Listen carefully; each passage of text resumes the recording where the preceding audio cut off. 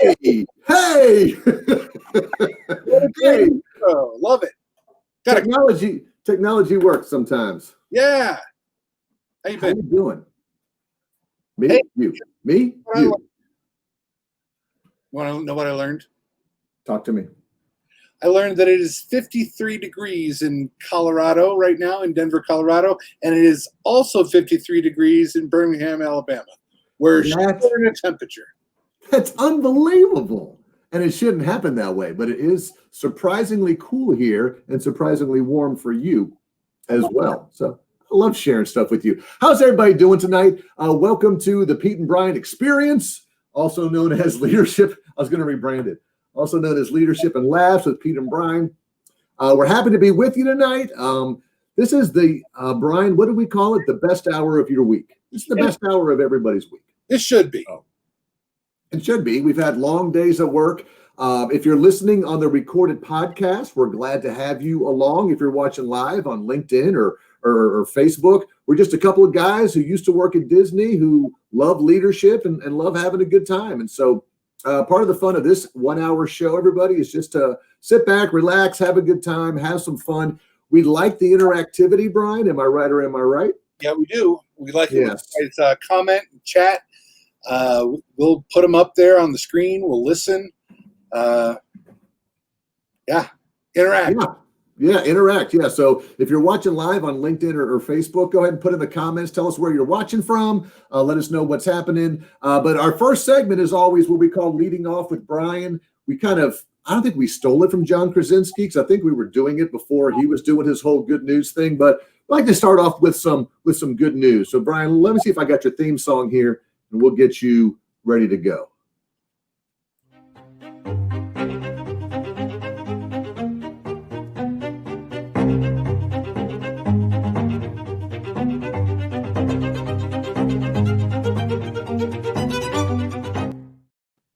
I love that. I feel smarter just by listening to that. I know. That music. I Welcome with the arm patches and everything.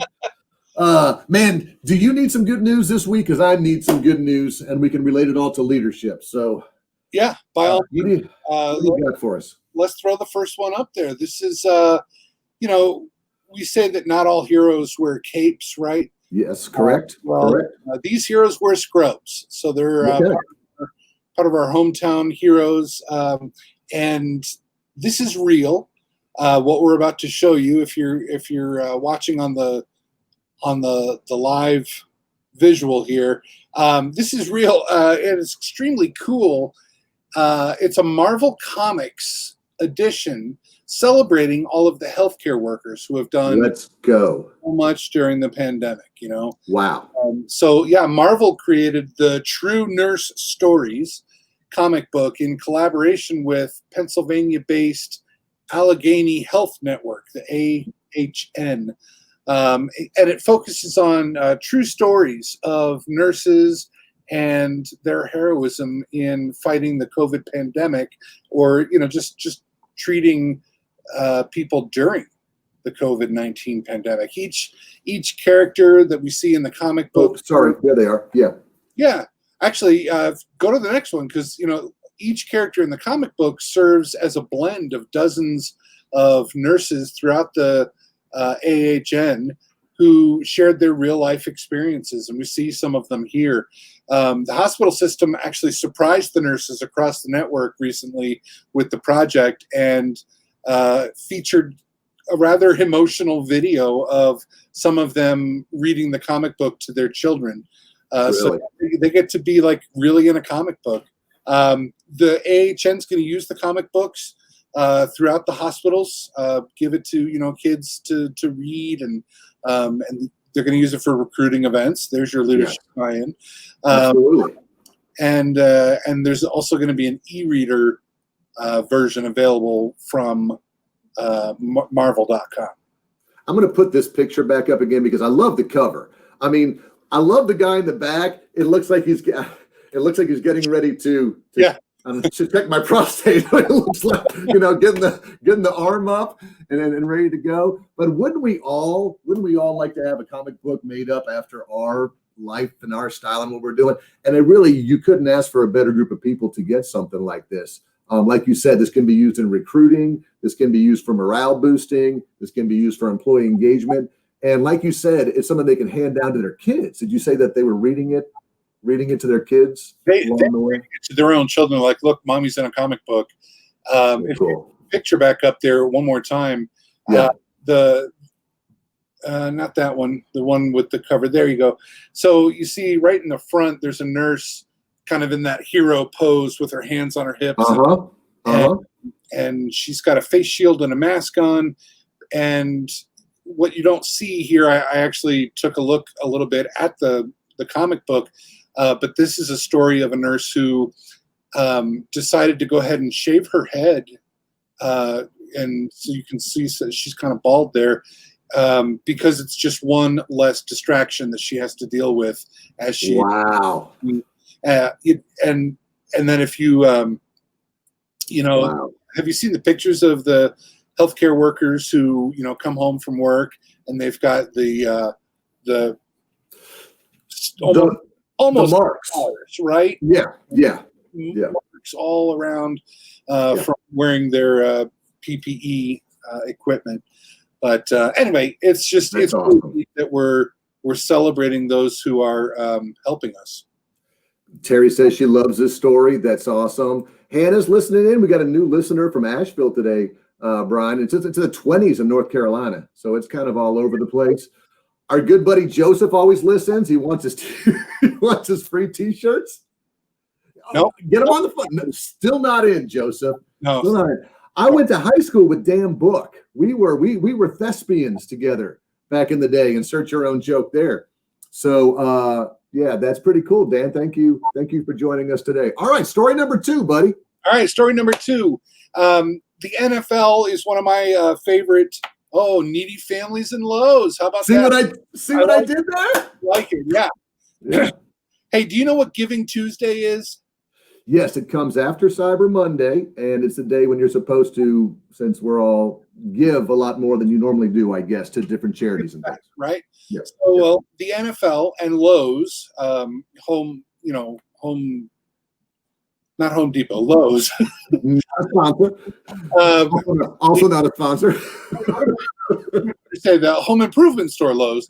Right. Recently announced that they're teaming up to donate $1 million worth of pre-lit Christmas trees to families and organizations that are impacted by the pandemic. So nice. A couple of weeks, more than 13,000 Christmas trees will be delivered to homes and facilities, child care and youth centers, first responder stations, nonprofit housing organizations, in order to help bring about some holiday cheer. This is kind of their way of giving back.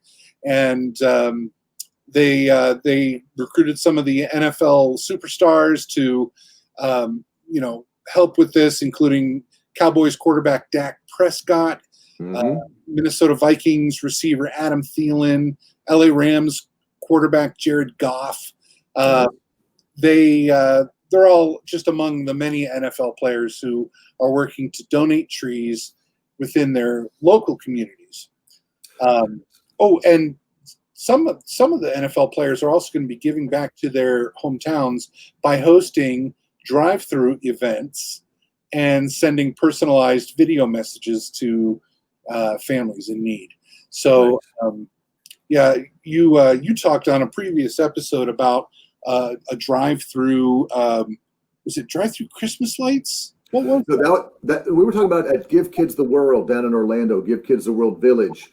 There were some lights you can go through, but that was definitely all that money went to charity for Give Kids the World. But it was more of a walkthrough than it was a drive-through. But you bring up a good point. I'm going to ask all of our live watchers and live listeners, throw something in the comments or in the chat if you don't mind. What is your organization doing? Whether you work in a big organization or a small organization, whether this is the United Way time, so we really focus on that. Where I work, Brian, we do the angel tree or the giving tree, and there's certain of those at like different churches and kind of different areas. So as a leadership team, the executive team where I work, pulls a couple names off of that, and we all chip in. In the past, we would all go shopping as a group and kind of do that. I know that different. I mean, now that's not $1 million giveaway like Lowe's, but I think as leaders, I think we all have the responsibility in our organization to do something during this. It shouldn't just be a Giving Tuesday, right? It should be this season. We should do something. Right. Yeah, I think that the way my company does that is not through a company-wide. Like when we were at Disney, there was a company-wide drive for United Way. And I think in one year we did. I don't want to say it's Toys for Tots, but we did something big. I remember corporate-wide where it was a huge initiative in December. There was something going on. We did, but it shifted every now and then. But the way my current company does it is more localized in the local communities. So leaders are, for example, we have a branch, a shipping center in Kentucky, and that team every year kind of crowdsources some funds. And what they do is they select some needy families with children from the community and take them on a shopping spree. Like something like that, where it's not, a larger organization, but more community focused.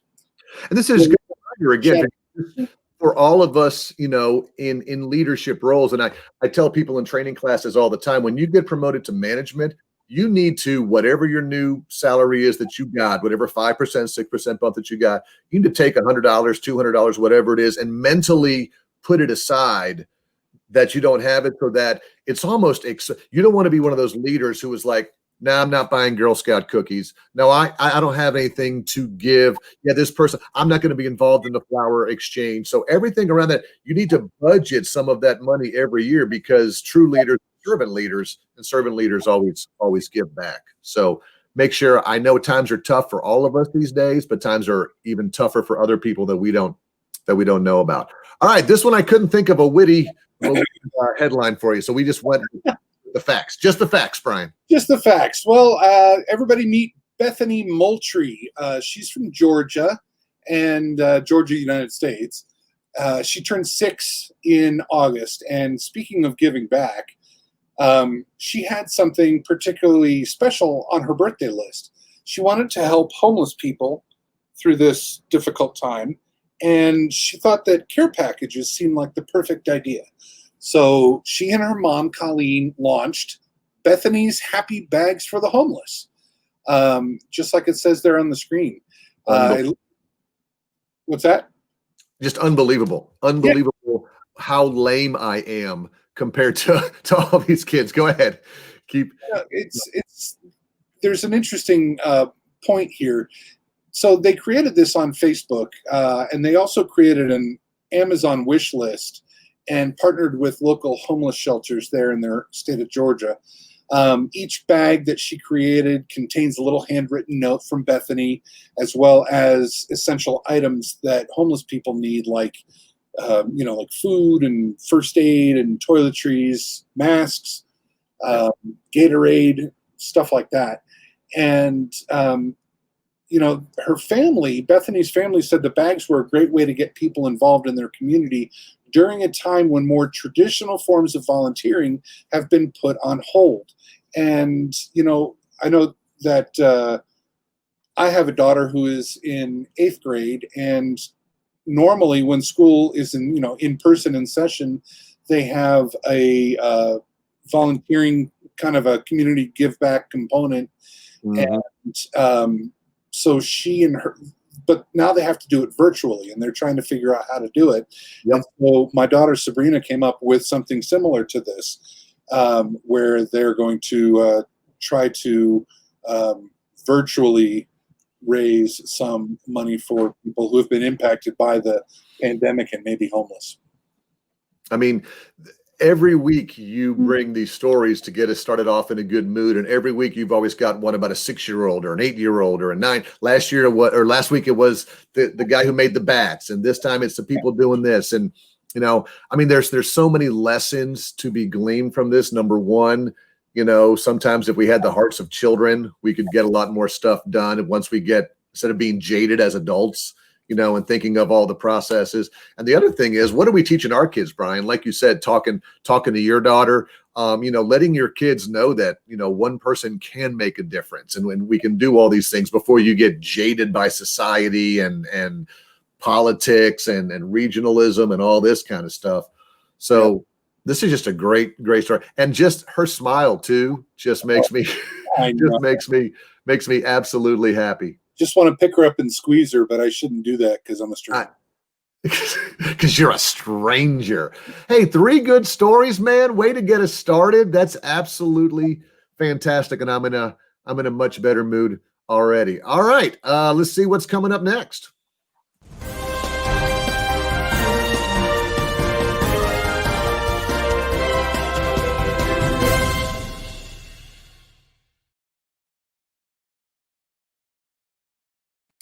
It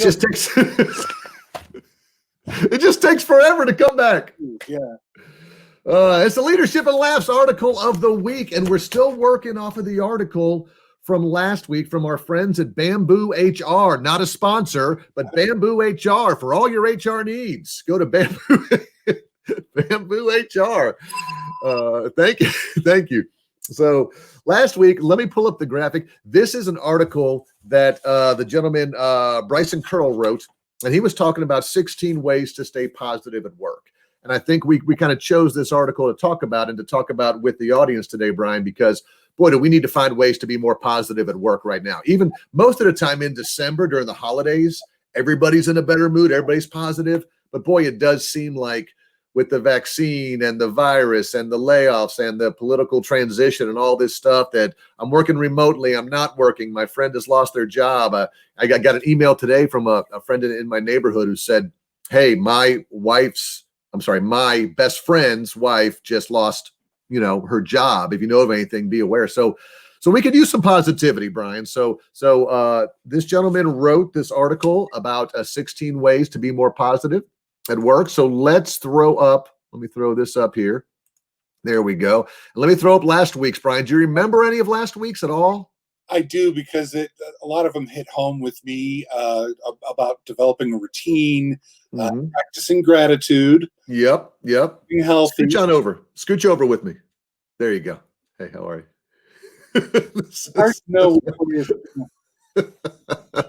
Living healthy and celebrating often. So let's roll through these. Again, if you're watching live or if you're playing along in your car, just agree yes or no. Think about ways you can do this, again, with the goal of being more positive at work. Number 5 is the following, Brian. Keep learning. And here is what Bryson says about keep learning. Got to get my readers. Oh yeah. You know how that goes. Whether it be a new job, a skill, a personal interest, keep learning, read good books, pick up new hobbies, try something that scares you. Positivity comes from appreciating all that the world has to offer.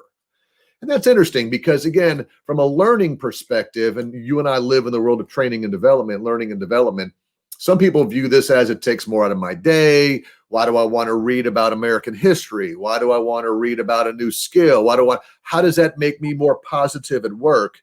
And his point, and I love this sentence, positivity comes from appreciating all the world has to offer, and just getting out there. So this one, I think you and I live in this world of keep learning. Do you try and raise your kids to be lifelong learners? Is this part of the thing that you do too? Absolutely. We just recently re-upped our masterclass subscription. Thank you. And we wanted to kind of bring our kids into it, and even gave it as a gift for my mother-in-law to learn more about the world. And it's not neat stuff. It's not, we talk, like you said, in training and development, and, we tell all of our sales force, the ABCs of sales is always be closing, and I do ABL, always be learning. Right. And, I think it can, if you're doing it for your career, for your job, for your organization, then I think that can also help you be positive, because all of a sudden you're going to sit in a meeting and come up with something really smart. But just do it in your personal lives as well. Right. Right. Yeah, I know, agree 100%. have you ever watched any of the drunk history shows? I have heard of it, but I have not watched them. It basically, again, not a sponsor, but what they do is they get some historian or storyteller to tell a story from history, but they have to do it while completely drunk, and so Okay. it's funny, but it also there's a historical component to it, and the kids love to watch it because it's funny, but also it makes them go, well, now I want to know a little bit more about Harriet Tubman, or From somebody sober. um, I want to learn a little bit more about Nellie Bly or whatever. What network? Because I don't even, is it Netflix? Is it Comedy Central. A&E? Comedy Central, maybe? Okay, that makes sense. Hey, for those of you who are watching us live, in the comments on Facebook or LinkedIn, go ahead and type in and share with us, where do you most like to learn? Places that are free. So for example, Khan Academy. I don't go on there a lot, but I've heard KHAN, people go to the Khan Academy for free learning. Some people just like to download Kindle books and learn there. There are so many free webinars. If you just Google free webinars on a topic, you're going to find them. So if you have access to a keyboard, go ahead and kind of let us know in the comments, where do you like to keep learning? And we'll kind of throw those up as we go through. All right, buddy, number 6 in the article, he says, take breaks.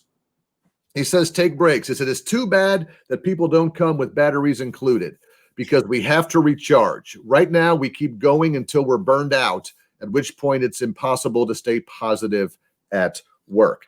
Now, you and I come from 2 different worlds. You have been working remote for a long time. That's part of your job and career. I am working remote for the first time, and it is really, really weird because I have a hard time taking breaks. There's some days I'll actually sit in this chair for 4 hours, go grab a sandwich, come back and sit for 4 hours. Now, my productivity, I guess, is fine, but you always wonder about your positivity. So let me show you this graphic. I went and found this I found it on the web, so it's got to be true, Brian. Let me go ahead and pull this up. When we say take breaks, think about this for a second. There's unproductive breaks. So these are things that I do, Brian, when I take a break from work. I'll go grab a soda. I'll go grab a candy bar. I'm going to take some time and go to Amazon and do for Christmas, and then I'm going to be on social media. What I've heard is if you're going to really take a break, go outside, go for a walk. If you sit down, stand up for a while, get out into nature. Someone even said daydreaming can be, because what happens is we're only really productive, according to a few studies, around 25% of the day. So we're like, well, that's a waste of time if I'm daydreaming well, actually, you're not that productive to begin with. So if you're going to have a good break, also they say don't do social media, do social events, chat, walk the dog, play with the kids. Tell me a little bit about your break schedule and what works for you. You said we come from 2 different worlds, but what you described is actually pretty close to, if I'm not careful, I can just zone in and I'm in my bunker office downstairs and I can just and the nature of my work is often things like design on Adobe Illustrator, and I can get caught into that. And one thing that helps me is my watch will tell me bing to stand every so often, and when I get that, or to breathe even. And so when I get those, I'll stand up, I'll go upstairs, get another little drink. Something else that has kind of become part of our routine, because my wife and I both work at home, is we like to take our dog for a walk. I saw that on the screen. Mm-hmm. Yeah. Sugar likes to get out and get around the neighborhood and smell, all the trees and the fire hydrants. And then, we'll get out and walk her. It's good for us. And I don't know, I find that when you take small breaks like that, I don't think it really affects your productivity. It probably makes you a lot happier throughout the day. And that's what we're talking about here, is less about the productivity and more about the actual positivity. But it's a huge paradigm shift for me, Brian, because I was so used to being an in the office guy, 40 hours a week, all that when I first came home and took the dog for a walk, like around 1 o'clock, in the back of my mind, I'm like, what if my boss knows I'm doing this? And should I really be out walking the dog for 15 minutes? And what if someone sees me and this isn't what they're paying me for? You have all these things because you're just not used to the fact that you're going to be working at home like 10 hours a day and doing all these things. So that's where the leader comes in too, because, if your boss calls you and you're out walking the dog, they need to understand that, hey, that can happen. Right. But it does make you, makes you a little fretful. Makes you, if you don't have that good relationship. My buddy Kristen from Birmingham, Christine, I'm sorry, why do I do that, Christine? She says there's so many good blogs. You can dive on into past posts and learn lots for free. So if you find somebody who blogs or who does vlogs, video blogs, you can always get some free learning there. Your smoking hot wife, Terry, talks about Amazon Prime. And even though we all use them mostly for free shipping, some of the ebooks you can learn from there as well. So great ideas. Keep those coming, y'all. Let's go to number 7, which is balance. This is, again, if you want to be happier at work, the author says, make time for the important people in your life. Work. We talk all the time. Is there such a thing as work-life balance? And you hear the thing that it's not really work-life balance and all that. I think all he's trying to say is if you're a workaholic, you're not going to be happy. I mean, that's just very simple. But let's get to number 8, Brian, because this one I really want to have some discussion on. He says, make your coworkers your friends. You want to be happier at work, Brian? Make your coworkers your friends. It's always easier to stay in a good mood among your friends. Make sure you start off every office friendship on a positive note. Look for similarities outside of work and go out of your way to be nice to people. Practice kindness and generosity. Now, when I first read this, I pushed back immediately and said, I don't agree with that. If you happen to have friends at work, that's great, but make your coworkers your friends and think about that. Is that going to make you happier at work? And it got me thinking of the Gallup Q12. So you're familiar with the Gallup Q12. They do these 12 questions on employee engagement. And one of their questions is always, I have a best friend at work. And again, the old school theory is, you don't want to have friends at work because they slow down productivity and all you'll do is socialize. And we found over time that having positive relationships and friends at work is actually a lot better for people. I went ahead and found this article on the Gallup website. Let me go and throw this up for us. Pull that banner down for a second. This was written a couple years ago, but it says, why do we need best friends at work? Here's some data. Gallup's research has shown a concrete link between having a best friend at work and the amount of effort employees expend in their job. So, for example, women who strongly agree that they have a best friend at work are more than twice as likely to be engaged, 63%, compared to women who say otherwise. So, this whole idea of, well, I'm not sure that I want to have friends at work. Is it really going to affect my productivity? It's been proven to affect engagement, but now he's saying it can also affect your happiness level just by having a friend at work. What's your thoughts on that? I've always had friends at work. We're doing this podcast because we were friends. We were friends at work. Right. But, right. It is interesting. I think a lot of it, Pete, goes to your ability to successfully partner and, create your network at work, networking and partnering. When you have rapport with your coworkers, you, of course, should be happier at work. Yeah. And then, it is interesting though, you ratchet that up to the best friend level, then, I would say don't force it, but yeah, it makes good sense to me. Yes, if you are friendly with your coworkers, you are going to be happier at work. Buddy of mine, Caleb, works in the fire department. He says, do you know who mine is? Sitting next to me. Yes, we know. Scott is your best friend. We're so happy for the two of you. Okay, so let's go. Shouldn't you all be working right now? Let's go ahead and pull up tonight's, Brian, as you go to your side over there. All right, so again, to keep the positivity up, walk me through these again, buddy. Well, you want to keep learning. Keep learning. Always be learning. Got to take a break once in a while. This is all weird and backwards. You got to maintain balance. You got to have a good work-life balance. We all know that. And befriend your coworkers. Have friends at work. Absolutely. Absolutely. All right. Well, speaking of having friends at work, we got a lot of friends who are watching this podcast live stream right now, but really, Brian, they're only waiting for just one thing. So it's time for us to actually give them what they want.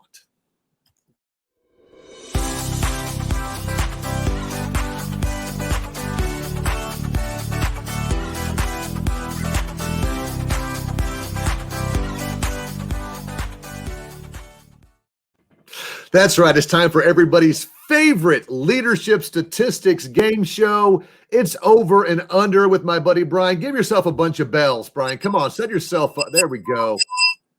Let's go. Let's go. It's time for my daughter to finally start paying attention. Come on. Game show time. Game show time, honey. Turn the volume up. Listen. There we go. So yeah, Over Under is a game that we play. If you're new, I'm going to present Pete with a few interesting and timely statistics, and he's going to have to decide if the actual number is over or under the number I give him. And the beauty of this is you get to play along. So we want to encourage you to chat in and give us your answers. Winners will get the just satisfaction of hearing the bell.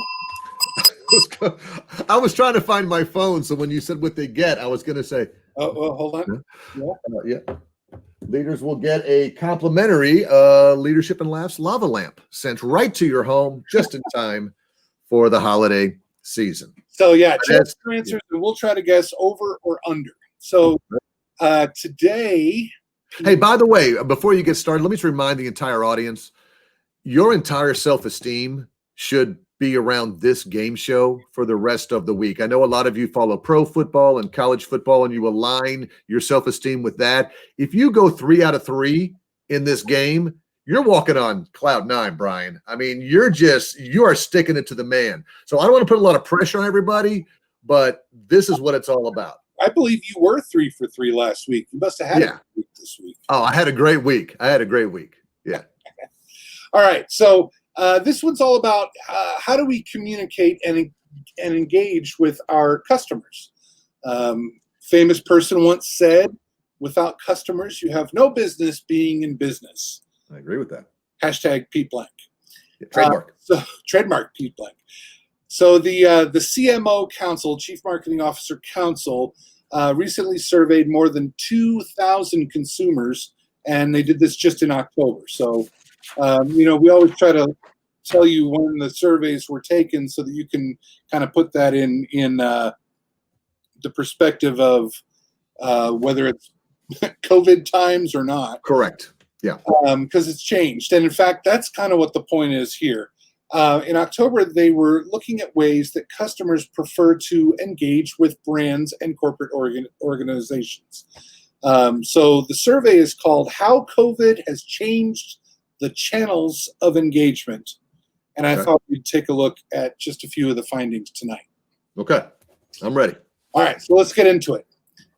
First of all, I will tell you that the top 5, when I say channels of engagement, top 5 channels of engagement with your customers that they expect from organizations include email, website, telephone call, live person, like they walk into your office, and texting. So those are your 5 channels of engagement. Okay. I'll just set the bar there. So first question, what percentage of customers said that digital engagements with organizations during the pandemic is not exceeding their expectations, below expectations? So what percentage of customers said digital engagements during the pandemic is below their expectations? Over or under 51%? All right. I'm going to walk my way through it. I'm going to say it's over, that more people think that digital engagements are not up to their standards. And here's why. I think customers have this preconceived notion that companies can flip a switch. We used to do in-person sales. We used to do in-person phone. We used to do this. And you know what? Now that we are all pandemic and COVID, I'm sure they can do it digital. And I think that actually companies are slow to respond. They don't know how to do it as well. So I'm going to say a lot more than 51% think that the digital engagement is below their expectations. Yeah, not meeting. So let's see. So Caleb agrees with me. He's smart. Madison, also super smart. My smoking hot wife is also smart. I like Scotty. Scotty taking the under. Scotty's saying he's going to trust in people. Got one more. Nope, we're good. Okay. So we got a bunch of overs and an under. What do you say? It is over. Give you the bell. Your logic is right on. I think 65% is the number that said that their digital engagement with brands during the global pandemic not meeting their expectations. Yeah, because again, we have high expectations. And by the way, Brian didn't say this, but we don't talk about this ahead of time. So like, we're not stacking the deck. I'm getting these for the first time that y'all. But yeah, I just think if COVID has taught us anything, it's taught us how to respond quicker. It's taught us how to use technology. It's taught us how to do. So I think a lot of companies are having to make this up on the fly because they didn't used to have to use it as much. So interesting. Well, okay. And it's true. We don't go over this ahead of time, but what you just said goes to our second question. Here we go. Why do I do this every time? Just you're right on the money. I love it. Yeah. So what percentage of customers said they now prefer to engage with organizations only via digital channels? Okay, read that again for me. What percentage of customers now prefer to engage with organizations only via digital channels? In other words, their email, web, texting, video, texting. Okay. Or sorry, I forgot to give you the over/under. Just wait. Wait for you. Is it over or under 30%? Only digital.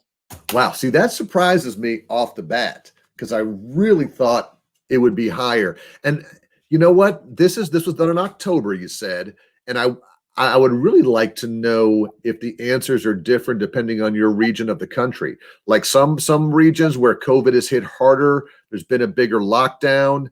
There's been some other things. It's possible, that people there really are like, I'm only digital. That's all I want. I'm not going to the store. I don't even want a phone call. I don't want face-to-face. I want all that. Might look different where I live here in Alabama, a lot of things are still open. Schools are still open. Restaurants are open. Going into stores is just a regular thing. So I think it would depend, but 30% seems so low. I would really think more people want to go just digital. So I'm going to take the over. I'm going to take the over as well. As is Madison, Hey, our buddy Todd yelling at us in all caps. We appreciate you, buddy. He's going with the under. He thinks that people do not want it. Of course, he's in face-to-face sales. So of course he wants that. Scott's going the over. Caleb with a caveat. People may miss the person-to-person contact, but so he thinks people still want to be more digital. Thank you, Joseph. I think it's over 30%. Sherry's going to go the under. She thinks it is under 30%. That's kind of doing that. It's because you were in all caps. That's all. I don't know. So, when you brought up regions of the country, one thing about this survey is they did say that they covered 2,000 customers in 5 different generations, going back to the silent generation, the baby boomer generation, Gen X, the millennials, and Gen Z. Gotcha. So, but can't say Gen Z. What? I said you can't say Gen Z. Go ahead. Oh yeah. We've had this talk before. Generation Z. I didn't see this broken down amongst generations, but I would mention that the older generations, starting with ours, and going up, would much prefer, I want a live person. Right. I want to walk in and, face to face, that kind of thing. But The bell goes to your Smoking Hot Wife Sherry's under 30%. In fact, it's only 21%. Wow. 21%. But here's the thing.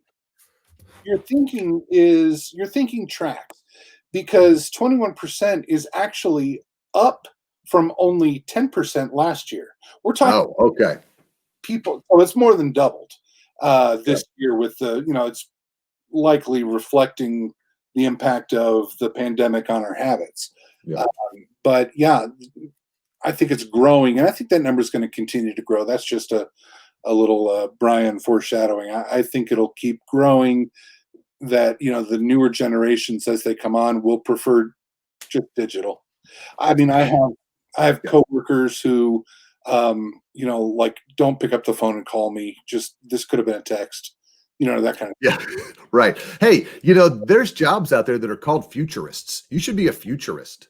Oh, I'm a baby. Just label yourself a futurist and just say, here's what's going to happen in the future. It's pretty cool. All right, give me one more, because I am now 1 for 1. Those of you that are 2 for 2, I'm proud of you. Hang in there. Maybe you get this third one.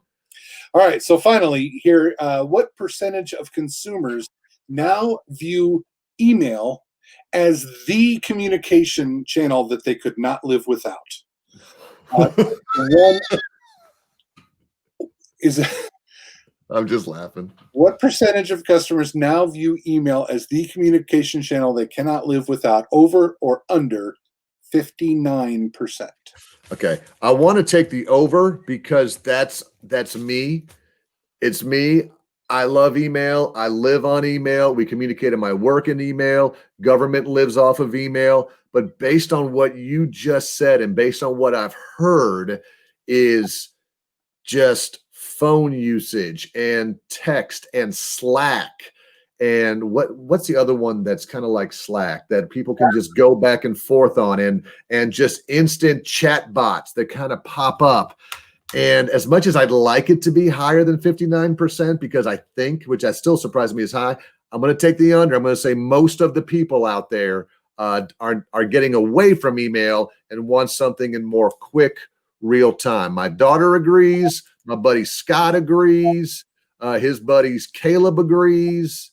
I don't know if you stumped us on this one or not, buddy, but we're all going under, except your Smoking Hot Wife, who went over. Well, here's how you know I'm not cheating over here. Terry's wrong, and everybody else is right. It is not.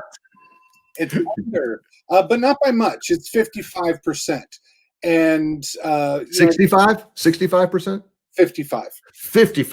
55% of customers now view email as the communication channel that could not live without. Still seems too high, doesn't it? Doesn't that seem too high? Here's I will say this. It's now a slight margin over the telephone, but it's a major shift, because up until this year, telephone has always been number one.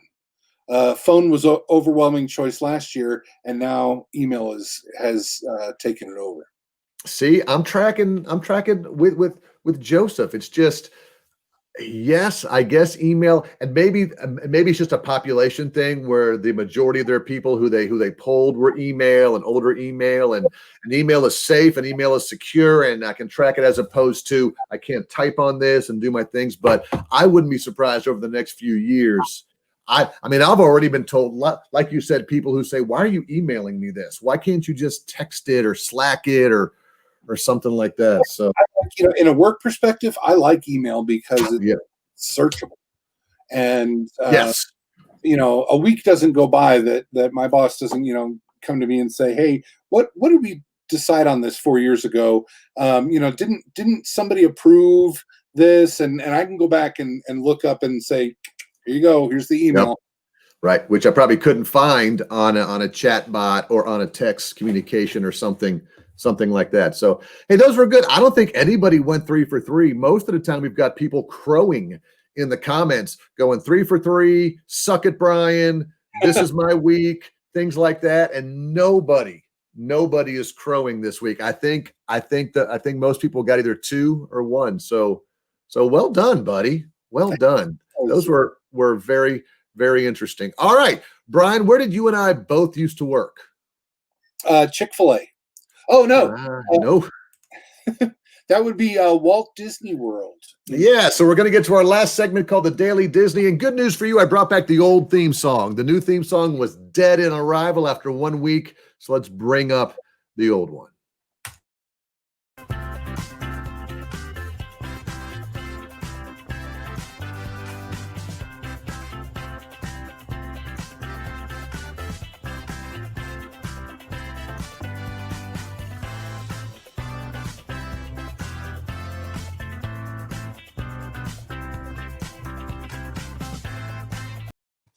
We got to get some new Disney pictures of us. We look really young in those. Yeah. We should take a road trip. We should take a road trip down there. Kind of do that. Oh, real quick, my wife wants to mock me and says I couldn't find them on my email anyway since I delete them all. Listen, we have different views on how to use email. Sean Carpenter, who just joined us late, is also a big believer in cleaning out your email, getting it down to 0, getting it good. My wife, on the other hand, has the email that says 10,245 in there that she goes, that way I can just search it and find whatever I want. I don't delete them all. So yeah, I'm a firm believer in doing that. All right. The Daily Disney, Brian, we talk about our history at Disney. We talk about some leadership lessons from there. And today, buddy, I'm going to use a share screen, if you don't mind. And we are going to talk about the whole concept of savoring. So allow me to bring this bad boy up. Let's get over here to screen 2. Let's share this and see if this works. What happened? What happened, buddy? Where'd we go? Love it. I love that. I need to get rid of this background, though, because it looks like we there we are. All right. So let's walk you through some of this. All right. So this is what's called the guest experience cycle. We talked about it when we were at Disney. Leaders are taught on it, things like that. And there's 5 different phases to this. When you're talking about creating a magical customer experience, you want them to anticipate coming to Disney. Then there's the welcome. Then there's the overall experience. You got to give them a proper farewell. But today, Brian, we want to focus on what's called savoring. And I want us as leaders to be thinking about this concept of do we present our products in such a way that when the guests are done, they're already thinking, I can't wait to go back. They're already thinking, I can't wait to tell somebody about it. They're already thinking, what a great time. Even when they get the credit card bill, even when they have to pay, they're saying things like, that was awesome. That was great. For example, I went to Dollywood this past weekend on Recon because I like to look at customer service and things like that. And they did a really good job with their safety protocols there in Pigeon Forge. They had limited attendance. We actually rode a couple roller coasters, and a couple times when we got off, we saw the guys come in with the big backpacks, and they sprayed the entire roller coaster down with all the stuff, and then they sent it on 2 runs to dry it out for the next group would kind of come in and social distancing, and they did a really good job. And as soon as we got back, one of my friends at work said, how was it? And I took a moment and I was savoring it. I was talking about how good the cinnamon bread was. And I was talking about how neat the Christmas lights were. And I started thinking to myself, I wonder if we should go again next Christmas. I wonder if that would be a good family tradition to kind of start doing. That's what we're talking about. So as we're talking about this concept of, oops, that's me. Sorry. Oh, no, that's you. Wait, hey, there we are. As we're talking, too many buttons. So as we're talking about savoring, buddy, let me show you what happens at Disney and what they do and what they used to do. So back in February of 2020, when we went to Disney, stayed for 3 days, had a great experience. And then I got this in the email. Now, if you're listening on the podcast, you're going to hear the audio, but there's also video clips of Disney that kind of come with it. So as I start sharing this, Brian, give me a thumbs up if you can hear the audio. So make sure that I've got it right.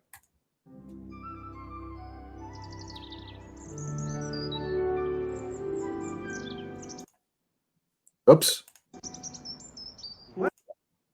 Oops. Well, hello there. On behalf of everyone here at Walt Disney World, we just wanted to say thank you for being our guest, for being part of my world. Thanks for flying by.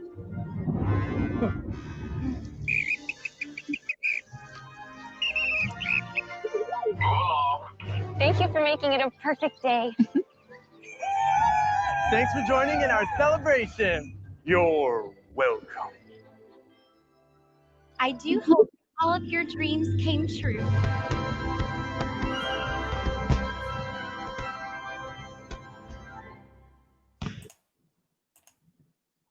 Now that's pretty cool, right? I mean, so that actually came in the email that came to me to say, hey, thanks for coming. So it's not just a note, it's a pre-made video that goes to everybody who came. Now here's the interesting part about this. Those of you who actually saw the video, you'll say, well, that kind of took a little while to get started. Well, because at the beginning and at the end, they superimpose the name on the reservation onto the video. So, wow, I got a personalized email video from Disney with my name on it. So again, this is designed to remind you of what a great time you had, to personalize it, to say we care about you, and to start that process of you going, yeah, my credit card bill says $8,000, but boy, what a good time, and boy, they care about me, and kind of all that stuff. So 2 quick leadership points about this, buddy. Number 1, we also went to Disney during COVID in Walt Disney World in July, and we got the email, but the video was not attached in July. Any idea, Brian, why they didn't include the video in July? It was just the email. It was during COVID. What was happening at Disney during COVID? Well, I'm sorry, what was not happening at Disney during COVID? everybody had to wear a mask. Right. So everything you saw in that video didn't happen. There were no people singers. Greets. There were no character meet and greets. You couldn't do, so they couldn't send that video out and go, hope you enjoyed yourself, because then you'd go, well, I didn't get to do any of that. So leadership lesson 1 is, can you pivot at a moment's notice with what you provide to your audience around the actual concept of, savoring? But number 2 is, those of you who have small businesses or any type of business, how simple is this? I mean, you've got people who you work with right now who can use a Mac or can use something and create a short video. Get a video of the CEO of your company or of your restaurant or of the oil change location, wherever you work, to say, hey, so glad you came here. Thanks so much. And it goes because you're collecting data. These are things from a savoring perspective that I think it's the step, Brian, that not a lot of organizations do. So what do you think about the concept of savoring? How else do organizations make sure that people remember and get that good feeling? It's been a long time since I've been in a Disney theme park. And when I saw that video, I was savoring from your vacation. You know what I'm saying? Like, yeah. Disney does a great job at storytelling and creating emotions. But I think the opportunity is there for all of us. And, I think sometimes we consume, everybody goes to the eating example of, savoring. If you ever watch my kids, eat a chocolate sundae or a filet mignon, right? And it's over so fast. But that it's like that with a lot of other things as well. That I feel like it kind of goes back to your 16, the BambooHR or HR Bamboo article on staying positive. That if you can savor those experiences, and it's gonna give you a more well-rounded view of that organization. Well, we've got people who watch all the time. I know Sean's in real estate. So when he closes a sale, he could just close the sale and go, the sale's over, we sign up. But what does he do with his customers to get them to savor that, whether it's a phone call 4 weeks later, whether it's him dropping by 2 months later to say, hi, how's your, he doesn't just write it off and say, go to the next one because I've got it done. How do you savor that? I know Todd is in sales. So how does he get the people when they've made this big sale and this big, okay, I made the sale, I got the commission, I'm good. You always want to be working so that people go, man, I feel really good about what happened. And I'm going to start referring. I'm going to start telling people. I'm going to start saying, go to Disney or use Sean or do this or whatever it said. In fact, Sean actually says, oops, that's the wrong one, Sean. The close is where the relationship truly begins. And the close is towards the end. And the savoring is toward the end. So again, a lot of time, Brian, we're so focused in our companies on the experience. And then the farewell. Woo, we're done. Somebody send out a survey, send out a 10-question survey. I don't want to answer your stupid survey. What I want to do is be reminded of how much I enjoyed the relationship, the Disney experience that I had with you. Hey, Michael, thank you for watching, buddy. Michael says it also helps to create a relationship Correct. with your customers. I wanted to talk about that real quick. It creates brand loyalty. Yeah. Yep. Savoring will help you create that actual brand loyalty as well. You're right. You nailed it. Hey, y'all, this has been a really, really good show. I've really enjoyed sharing this with you. We played a game. We talked about Brian's good stories. We talked about 4 things that can help you be more positive at work. And we finished off with the idea of savoring from the world famous Disney organization. So, Brian, let me get our closing theme song up there. And then you can share with us a did you know or a closing point or anything like that. Sure. Guys, is that too loud? It's loud. Yeah. Can you hear me? That's so loud. It is loud. How about now? That's a little better. There we go. I just wanted to say, hey, guys, thanks for being on with us. Go out and put some love in the world, be kind, and, figure out a way to improve somebody's life this week, add value.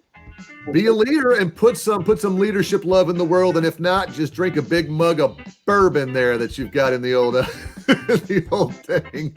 Michael, we loved having you too, buddy. Appreciate it. Hey, y'all, tell your friends. Come see us next week, every Wednesday, same time, same Facebook and LinkedIn stream. From Birmingham and Denver, Pete and Brian. See you next time. And from Denver, Colorado, we're savoring all of you for being on.